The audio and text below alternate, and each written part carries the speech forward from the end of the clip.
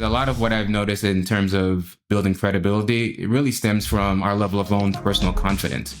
Hi, everyone, and welcome back to another episode of CFI's Careers in Finance series. Today, I am joined by Smith Lordeus, and I'm finally going to get to be able to say something that I've wanted to say my whole life. He joins us from the ATL. Are you still in Atlanta? Yeah, I live in the greater Atlanta area. I'm a little bit outside the area, but here, if you live close to Atlanta, you just say Atlanta. Everybody doesn't know where those smaller cities are, but yes. So I'm so excited to be hosting you and having you as our guest today. What I like to open up this series with is always like, can you tell us how you got started in your career? What's your origin story, so to speak? Did you study things in finance? Did you do a degree in business? What got you interested? Like, what got you to your very first step in your career? That's a great question. So I have a non-traditional path to finance. If you were to ask me when I was younger, my goal was I was trying to be the hotshot engineer. Effectively, Bill Gates was kind of the ideal. So I wanted to be the Black Bill Gates, if you were to ask me. Black Bill Gates. But so I started, I wanted to be an engineer. My father was an electrical engineer. My mom worked in the medical field as a nurse. So science was always been a part of my upbringing and so forth. So when I went to school, I grew up in Miami, Florida. And when I went to school at the University of Florida, I majored in computer engineering and was a bit of a renaissance man. I majored in some of the other engineerings as well along the way. But so starting just from a very technical skill set, I fell into finance accidentally. Just throughout my career, I've done a lot of different roles just along the way. And I had an opportunity just to join the finance org, leveraging my technical skills. I remember it vividly. I was a data analyst. I was in the role of a data analyst, and I hit a wall in my career. I was just trying to figure out, I want to grow in my career, but I don't know how to progress. I feel like I'm always just going to be in the data space and only seen in this space. And I really wanted just to expand my horizons. So I looked across my organization. I said, well, where in the organization can you A, leverage data, B, stand in front of your work and get more exposure, C, influence strategic decisions and add value to the organization. And lo and behold, FP&A was the perfect intersection, I would say, that led me there. So I started off as a senior financial analyst within a telecom company, and I did that for a few years, and before getting my leadership opportunity within the space. And it's interesting you say you started in data, because data analysis has always been around, but it's never been as relevant and as at the forefront of like a growing career than it is today. Because today we have more data than ever before. I wanted to say like 10, 15 years ago, when people said like, we make, strategic decisions. It was difficult to say we make data-driven decisions because it wasn't as readily collectible, and we didn't analyze consumer behavior, for example, the way that we do today.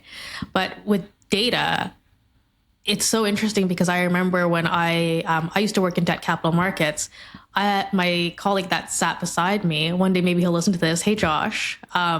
His thing was like, Mian, I'm just a data analyst. Okay, we just work with a lot of data. We were in fixed income, so of course it's very analytically heavy, but being a good data, like everyone's an analyst at heart, okay? Whether you're like 25 or 55, everyone's an analyst at heart.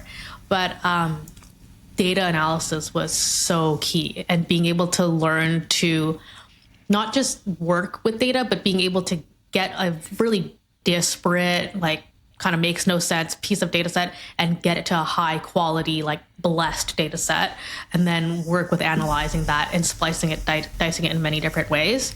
Such a useful skill to have. How did you find that was relevant in FP&A? Because when I think, so I don't have a background in corporate FP&A. Tell us what you do. Like, what was it kind of like day to day when you started the first role that you had in FP&A? Yeah, so everything that you said is very accurate. I think data is the new gold, if you ask me, in this day and age. In my first role in FP&A, it was different because here I am. I worked as an operator. Like, hey, I'm working in the business, and now I'm transitioning to a world where you're working on the business. So for me, I had to lean into my strength. So data analytics and just being able to analyze data sets. I think what gave me an advantage was that I worked in the frontline role prior to my data analytics role.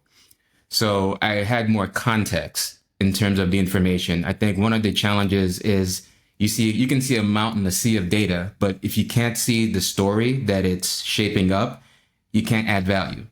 So in that first role, when I transitioned, I had to lean into that. It was a very technical role. I helped with bringing in data sets that my finance team didn't have a lot of visibility into, and being able to explain, hey, here's what happened when I was in this role in the field, and this is what, when we see these increases and decreases in this volume metric, this is what that means for customers. This is what's driving it. So I leveraged a lot into my strengths at first. I really had to work with a lot of very, very smart people that were great at the financial modeling, and I had to ramp up that skill set. And hey, how do you interpret a P&L? How do you understand? How do you connect the dots between all of your domain expertise into how does that drive top line revenue? How does it connect to costs? How does it drive free operating cash flow? So it was, I think in that role, I wrote a lot of SQL queries, a lot of Tableau, building dashboards. Select star from. Oh, yes, a whole bunch of it with data warehouses and millions of lines of data, and just having tons of conversations with different business units. It can be very easy to get siloed, and I think the group I was in was very good at just trying to break down those silos and bringing people together at the table and showing the power of the data. So we did business cases. I would validate assumptions. So a lot of my day in that first role was truly just analyzing data. But I think the key was uncovering the business story. And I think that was a huge transition for me, going from an analytics role to a finance role. Did you mainly work out of, was it like Excel, and were you putting together various types of analysis in Excel? Or I'm curious, like, what type of software did you use in FP&A? Oh, I think Excel is pretty much like the all skills apply, right? That's the all-purpose software within a lot of FP&A environments. And I think different organizations have like their ERP solutions. They have their finance suite. The organization I work for had no shortage of those tools, but yeah, Excel definitely. I think it can be very easy. I think if you're not careful, Excel can be the thing where if you feel like you're very good at Excel, you are very good at FP&A, and that's not necessarily the case, right? It's a great skill. It's a tool, but obviously we're the drivers of the tool. So definitely Excel, definitely a lot of SQL query tools. So you can use, trying to think what's a popular one. SQL Developer would be like a popular one. Yeah. Or you can just use some online Oracle-based platforms or Snowflake, AWS. So there's a lot of different tools you can just definitely leverage. In some environments, they use SAS or R if you're more in the higher level up on the rung of analytics. But those are some of the tools that I use. I think you try to find a tool. Did you learn those while you were in school? Like, how did you learn how to use all of those kind of database servers? And as well, because you have a different background, you're an engineering background, how did you come about the knowledge of being like a data analyst? And then on top of that, how did you gain your knowledge in finance? So you're going to laugh when I share this, but I'm largely self-taught. So I read a lot of books, definitely a lot of YouTube University, I would say. I also just networking with people in the space. So there's a lot of smart people out there. So within my organization, I reached out and network and build relationships with those who are further ahead in data analytics and learn a lot of the tricks. I bought a lot of coffee. Yeah. Oh my gosh. A lot of lunch. Probably like, a lot of coffee. Oh yeah, definitely. So spent a lot of money. There were line items in the budget for my personal budget. So just spent a lot of time with people that had the skills and operated in space and learned from them. Read a lot of books, just really being just self-taught, and also just benefiting from other people's experiences along the way.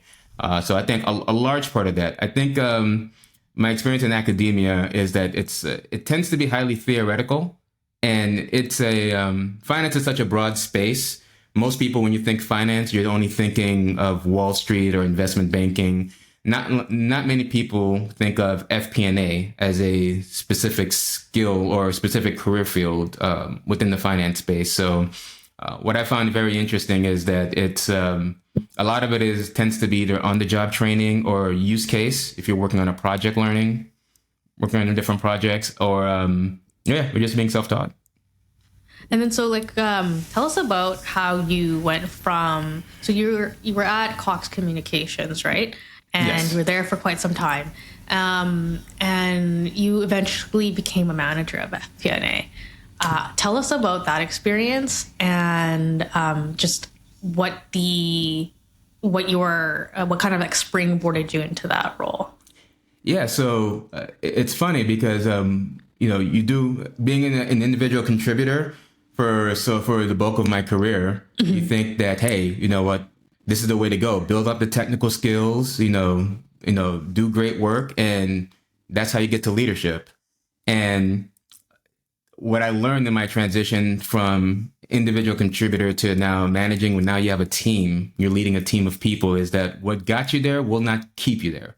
I had to flex new skills and learn different things, how to delegate, how to trust my team, how to tell the business story, how to influence. These are skills that I got some exposure to from an individual contributor as an analyst, but it's a whole different level once you get into the management realm, and it continues to evolve. So storytelling, critical thinking, a lot of the things that were I would say that were advertised as soft skills are now the new hard skills once you get into that frame. And as you know, as you continue to climb up into higher roles, it becomes so much more strategic. So I think the key learning for me was building relationships. That was a springboard because I had a good track record of delivering good work. So that definitely certainly helped. But once I got there, it was just learning a completely different skill set. It was a whole new arena. But what I find super useful is that I think that once you, and I think you said it the best, but you're an individual contributor earlier on in your career, you're building up a lot of technical skills, putting in a lot of hard work, long hours. And then once you kind of finesse and hone and have continuously practiced developing those technical skills, all of a sudden you go into a leadership management role. And what gets you your results, what will get you promoted into your next role and continuing through that path of developing as a leader is not going to be necessarily it'll be your work product, but you're not doing the work product. And so it's a different story because you have to learn how to control the work product by kind of just influencing it. And so being able to manage a team of FP&A analysts is such a different skill. But how much did you find that benefited that you got to have frontline experience, data analysis experience, and then being a senior financial analyst? Being able to actually do the job of the people that you manage, I think is essential to success. You understand not only the work that they do, but you can really empathize with any struggles that they have. You can coach them from firsthand experience. How did you find developing as a leader in a manager of FP&A role? How much did you find that your actual own experience was helpful to that? Do you think you could have been as an effective leader if you came from a completely different background? Short answer, probably not. But what I would say is that, I feel very fortunate. Very early in my FP&A career, I had some really great leaders that were really focused on development. So a lot of my leadership today, I model after my experiences with those leaders and some of my peers. I think the question something I always remind myself is be the leader that I want to have. as a, if I'm, for someone, if I'm leading someone who's a financial analyst, what kind of leader do they need in their career at this point in time to help them get to the next step? And most of the time I see myself in my team. So when I would lead, I remember, hey, the first time you had to deliver a presentation to a client or to a VP, and you have to, be firm, and having, all of the anxiety and the nervousness, and even though you prepared and everything is there, how do you help someone navigate through those emotions and feelings? So for me, knowing that and having experienced that myself, I try to make sure that the environment is as such where, hey, how can I create a safe practice field for you just to practice, to get more repetition, and to build on that? How do I empower my team and esteem their confidence?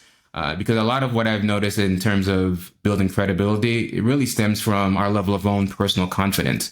If we don't feel confident in our work, how can we expect somebody else to have that same confidence?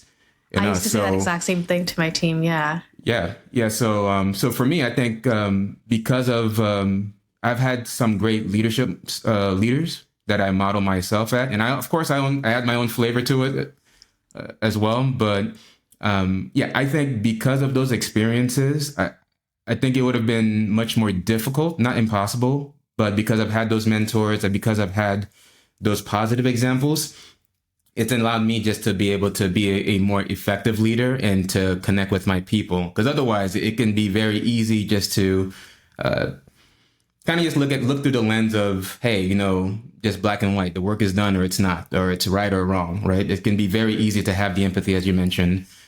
So I think those experiences are huge. And I think when I look back on my career, I've had a lot of diverse experiences, and I think they all work together to help me as a leader, just to be able to in terms of how I show up.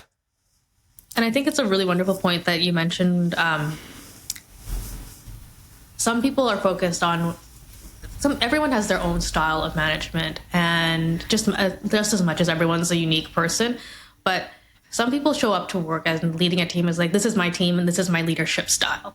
But I love how you mentioned that sometimes people need different leaders. Like, so the way that you show up for one person is going to be different from another. It's like you, Smith, you have your own style of leadership, but when you're working with, let's say, Jackie versus Michael, you're going to be the leader that they need at that point in their career. And I think that's such an important thing to emphasize, because if you want to be a successful leader, you cannot ever be a successful leader without the people that that kind of report to you supporting you.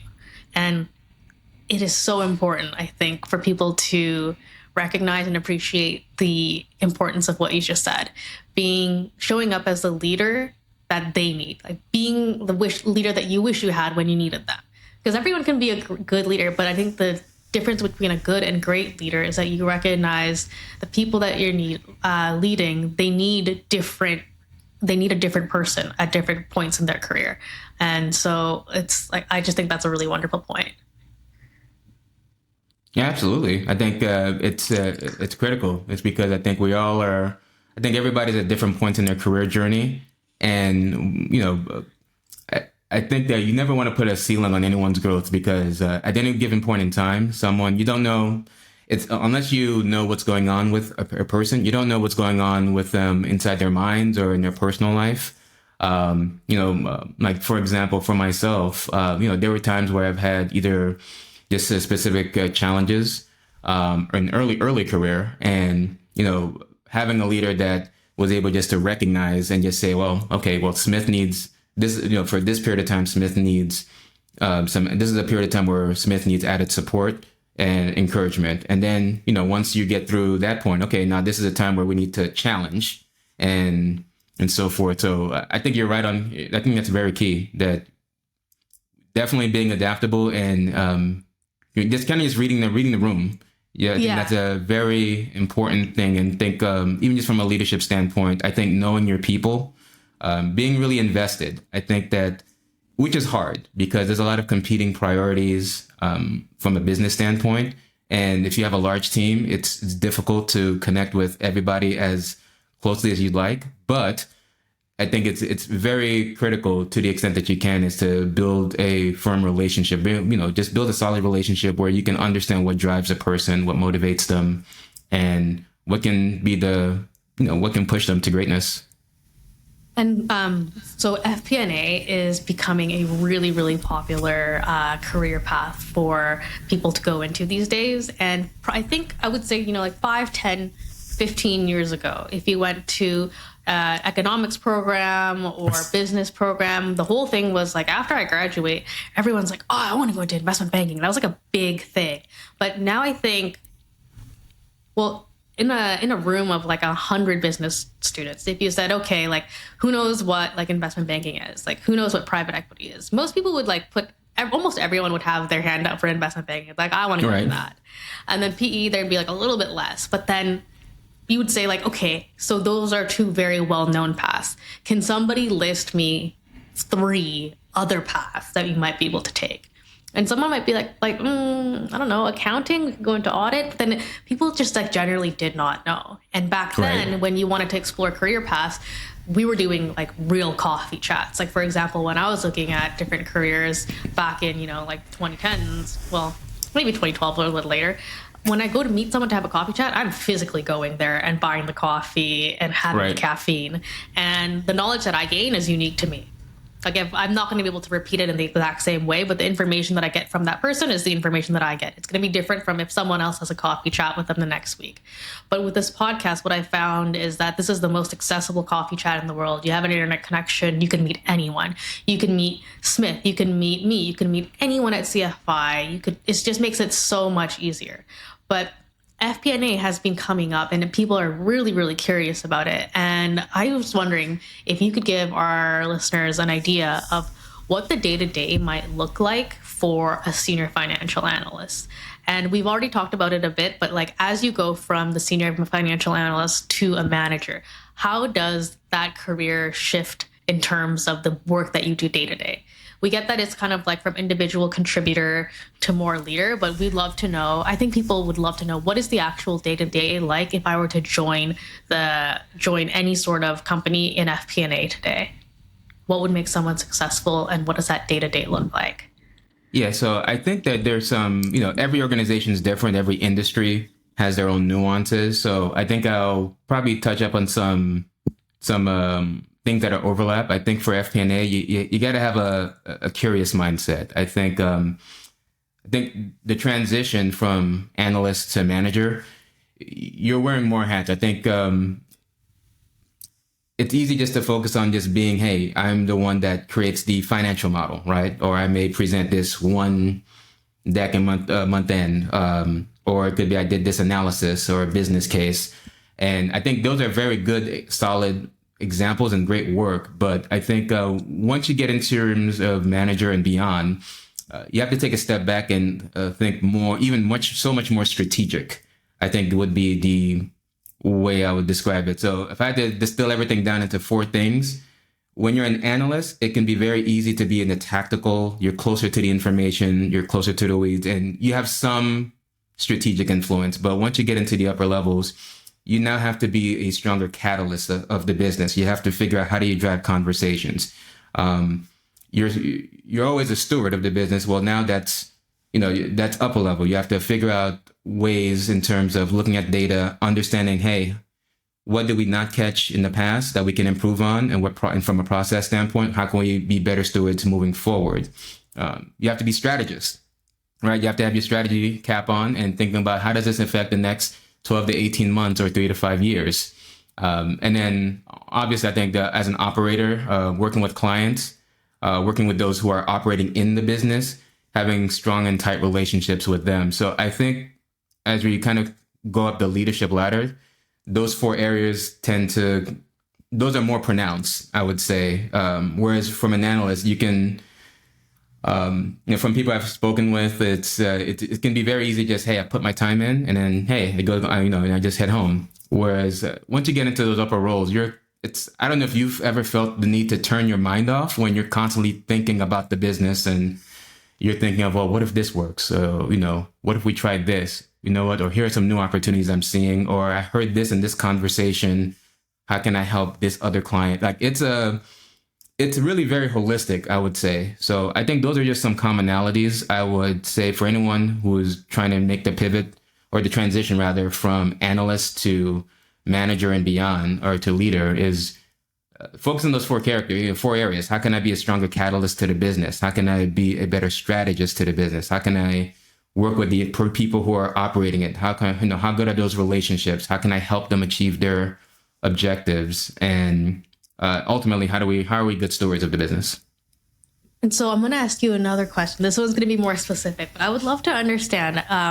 So this is, again, like different for every company. As you said, every company is quite unique, but there is generally the word corporate development in some companies will mean it's a sales team, like going out and getting new business, getting new clients to purchase the company's product.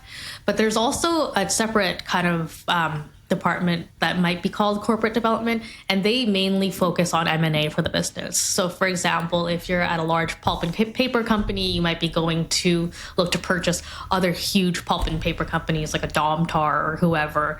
And corporate development focuses on analyzing those deals, understanding, is this a good prospective company to buy? Is it additive to our business? Will this merger eventually be accretive in several years? And I think people are curious, especially if people are interested in doing the FMBA here, is how does that type of role, like a team where that focuses on deals and doing kind of internal M&A, differ from what someone would do for corporate FP&A? And do those teams interact? Like, have you ever interacted in FP&A with an investor relations or anything? Yeah, so the organization that I work for is privately held. So a lot of so instead of the external stakeholders, you think of our internal are the stakeholders, or the board, or just kind of just that internal structure. So I haven't worked directly with specifically with like external investors. That's an area that I'm looking just to grow my own career in, just getting that level of exposure. But I do think that I think it's still several commonalities that can overlap and that are transferable in terms of just understanding how do you align, just an M&A, how do you align systems, how do you align objectives, how do you save costs, where can you build synergies in the business, and where can you save? So I think there are some general principles that do definitely transfer. But to your point, though, I think you don't know it unless you're in it. I think that's what FP&A is similar to M&A and so forth. You have to be in it to really gain enough true appreciation for it. And then I'm going to have a couple of rapid fire kind of questions. So You have been a clear planner in your career. You know what you want to go after. You go and seek it. You find it. You're a real self-starter. What are your next kind of goals for the next, year, 3, 5 years? What does Smith have planned if we were to follow up with you in like 3 years? Yeah, so it's funny that you asked that, because I actually just had a meeting with one of my friends, and we were just talking about our goals. And I actually, when I started in FP&A back in 2017, I wrote on a sheet of paper. I just drew this timeline, and I wrote 2017. I wrote down senior financial analyst, and I put 3 years later, I would get to a manager role, and it happened. And I'm like, oh man, it happened, right? And then I put like another 3 or 4 years, and I put senior manager, director, and then I just kind of just listed roles. And honestly, who's to say if those will actually happen? But it gave me a roadmap and gave me something to aim and shoot for. So to answer your question, I'm now in that phase where I'm like, okay, well, my next, the next jump is supposed to be here. So for me, I think in the next 3 to 5 years, I would envision myself either being in a leadership role still within FP&A. I like FP&A. FP&A is where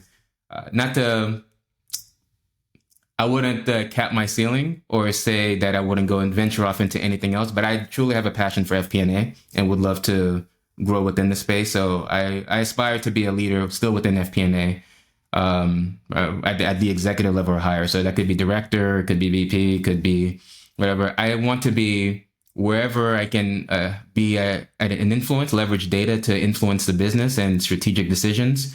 I want to make a dent in the universe for a business, and that's where I'd like to be at. And I know that you are a big advocate for mentorship. Do you have any projects kind of, or like things going on in the background where you kind of mentor someone or just allow someone to benefit from all of your experience? Because you have so much to share. Yeah, definitely. I mean, being with, throughout my career, I've always been huge on just mentoring, whether it be through people who reach out on LinkedIn, people I've worked with internally. Over the past few years, I've been able just to go to college campuses. Like most recently, we volunteered at Morehouse College just to recruit and try to get members into our early career development program that we had been working on. So I'm constantly just wanting to share. I like to be a giver of information and my experiences, because I've been blessed to get that from others along my own career journey. So I'm always looking to pay it forward. But yeah, definitely. There is, I even do what's called, I'm not sure how often this is talked about, but I also even do reverse mentoring, where yes, I'm mentoring someone, but I'm genuinely interested in the space that they're operating in. And I want them to teach me something about their world. Because again, I like to look at a business from the frontline mentality. Like if I'm working in the business, but I'm in a role that's working on the business, how can I be the connector of both of those worlds? So, but throughout my career, I've always just prioritized just meeting people, networking, and just sharing information, whether it be over a coffee chat, it could be over a video call. I remember most recently, one of my peers and there was somebody that we befriended, and he worked in an auction industry, and he was very well known in the auction industry. And then we just partnered together and just to kind of share insights and our experiences. And he was an individual trying to break into the finance space. And within a year, we just equipped him with, hey, these are some courses you can take. Here's what's helped us. We shared like our work. Here's how we present financials. Here's how you do a variance analysis. Here's how you add value. Just the little things, from how do you show up? How do you present? How do you build relationships? Don't be afraid, creating that safe space to practice. And now he's an analyst in the business within a year, which we were just very proud of. So I have tons of stories of people that I have in my mind just over the past like 5 years. There's so many people who I'm just so extremely proud of seeing their growth. And it's a testament to their hard work. I just feel like I'm I always like to think of myself as the career PVC pipe, right? I also want to be able to facilitate the opportunity for people. And something that I want to touch on, because I really relate to it, is you said that you had like a little piece of paper and you were writing out your goals. You said like, okay, yes. 2017, I want to do this. I want to do this. I want to do this. And a great friend of mine, her name is Leah. I don't know, maybe Leah will listen to this, but I remember she used to work at a company called Lululemon, which most people are familiar with. They're like an athleisure company based in Vancouver. And at Lululemon, something that they asked a lot of their employees to do at various levels, like from the most senior business unit leader to the analyst that joined yesterday from school, you have a picture of like you where you are currently, and then you kind of write out your goals. Like, what do you want to do this year? What do you want to do in 3 years? What do you want to do in 5 years? And usually it's a kind of an intensely personal thing for a lot of people. And people don't generally want to share, because you kind of just feel like, oh, what if I jinx it? Or like, what if people think it's silly? Right. But she shared hers with me from several years ago that she did. She's like, my goal was to, like have a family and then have extra, and not just 3 children. She has a lot of children. So she's very busy, but she said she wanted to grow her family to 3 children. She wanted to have an investment property. She wanted to be in like a different position in a completely different field. And I just found that to be such initially an intimidating idea. I don't know what it was. I guess I was afraid. But I didn't. And I just sent it to her. And I said, oh, I'm just going to put it out. I'm putting it out there at this point. At that point, I was single. I had moved back to Vancouver from Toronto. I didn't know what I necessarily wanted to do. And I put there, I want to have a corgi. I want to be married. I want to have some sort of, I want to be in the finance space, but in a different way. Like I want to be at like a venture-backed startup. And it was insane because it all happened. In like the past 5 years, I've gone from being single and just kind of like not knowing what I wanted to do to having a corgi who was like back here, and working at CFI, which is against like a kind of finance based, venture backed startup. And I have a son. Like it's so wild. And I just find that there's such a friend of mine said this to me. She's like, I believe that when you put something out in the universe and you really put it out there with intention, amazing things can happen for you. And so I loved hearing when you said that, because I just really, really relate to that. Oh yeah, definitely. Yeah, I think I think that's great. Just your story, just in the last 5 years, how a lot's changed for you. That is amazing. So much. Yeah. I think that's great, because I think even for myself, for me, a lot of that happened a lot sooner. Like I got married when I was a senior in college. I got married, and a year later, we had our daughter. So I'm navigating career, and you're having to reevaluate my priorities and my values. Like very early career, that was a huge challenge. So writing out goals and so forth was extremely critical, because I think and as you're noticing, like you've probably already done the exercise, and you probably continue to reevaluate your priorities and your goals and so forth. Yeah, exactly. And just really looking at it in terms of knowing that, hey, you know what, a lot of great things are going to happen in your life. You're also going to have a lot of challenges, but what's going to be something that keeps your focus so you can still push forward towards your goals? And I think having that is key. So I love your story. It's very beautiful, just in the last 5 years, and you're still growing your career. So it's that's an amazing thing to share. And then I have one final thing, because I just think that you, as you shared, when you had such competing priorities early on in your life, it requires you to mature faster, gain a lot of experience that some people will get later on in their life faster. But it makes you, I think, appreciate people a lot more, empathize with people, and really understand the challenges that people go through. I'd love for you to share with our audience any pieces of advice that you might give Smith 10 years ago. Anything that you think has been like really something meaningful to you that you would love to just put out there? Yeah, no, that's a great question. There's a lot of things I would tell myself 10 years ago. So it's hard just to pick one thing, but I would. But doesn't if have I had to be one. It doesn't have to be one. Okay. Doesn't have to be one. Yeah.